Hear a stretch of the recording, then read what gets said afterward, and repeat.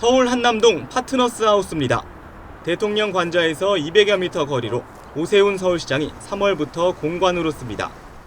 2007년 서울시장 공관으로 짓기 시작했지만 2009년 완공 때는 오 시장이 금융위기를 이유로 중소기업 지원시설로 용도를 양보하겠다고 밝혔고 2017년부터는 콘텐츠 기업 사무공간으로 바뀌었습니다.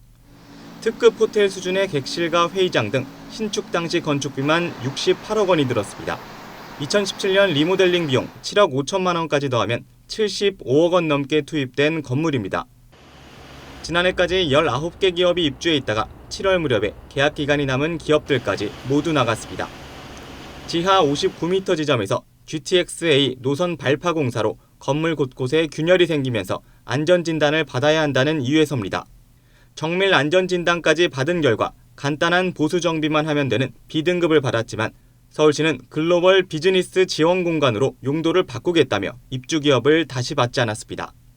서울시의회는 지난달 행정사무감사에서 안전도 위험을 이유로 무리한 전환 사용을 추진했고 입주기업 퇴거 계약서도 법 위반 소지가 있다고 판단했습니다.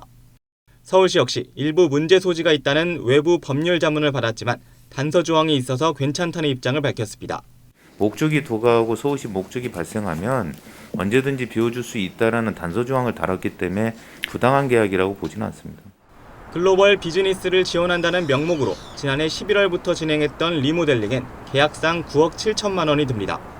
서울시는 당시엔 공간 사용을 계획하지 않았다는 입장이지만 기존 사무공간을 침실과 주방, 거실 등 객실로 바꾸는 공사였던 데라 결과적으로 객실 3층 전체는 오 시장이 쓰게 됐습니다. 올해 갑자기 공간 계획을 발표한 서울시는 별도의 공간 설계와 공사 비용이 추가될 거라고 설명하고 있습니다. 2017년 콘텐츠 기업 사무공간을 만들 때 쓴 리모델링 공사비 7억 5천만 원도 불과 5년 만에 매몰 비용이 되고 말았다는 지적도 나옵니다.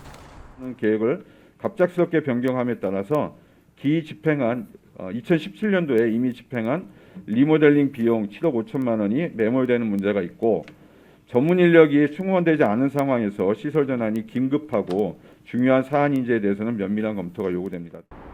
낭비 없는 시정 운영을 위해 솔선수범하겠다. 오세훈 시장은 취임 직후 공간을 사용하지 않겠다며 이렇게 밝혔습니다.